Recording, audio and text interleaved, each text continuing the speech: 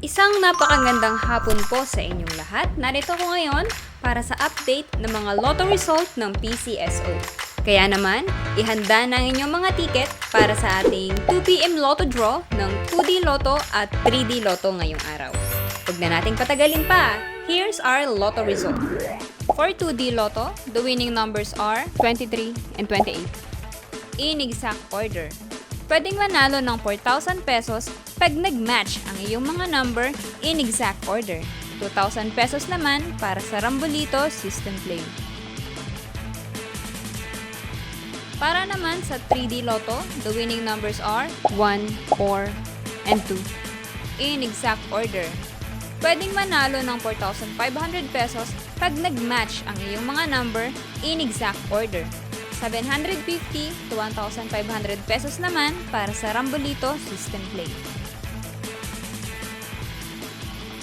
Para naman sa may mga STL ticket, kaninang 10:30 AM STL Departmentalized Draw for Visayas excluding Guimaras, Negros Occidental, and Bacolod City, here's the winning number.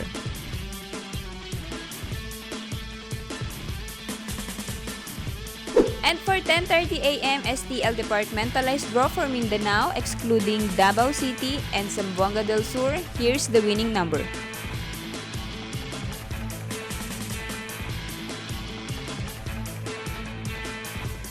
Po ay babala sa ating mga lotto players. Ang lotto ay live na binobola kaya wala pong nakakaalam ng mga number na lalabas. Huwag pong magpapaloko sa mga nagsasabing alam nila ang lalabas sa game at sa authorized outlet lamang bumili ng ticket bago ang draw. Para maklaim ang inyong prize, pumunta lang sa authorized lotto outlet pag nanalo ka ng umabot sa 20 to 10,000 pesos. For more than 10,000 to 300,000 ang panalo nyo, sa PCSO branch na pinakamalapit sa inyong lugar, pwedeng i-claim ang prize with 2 valid IDs. At kapag ikaw naman ang jackpot winner, i-present ang iyong ticket with 2 valid ID sa PCSO main office located at Shaw Boulevard, Mandaluyong City.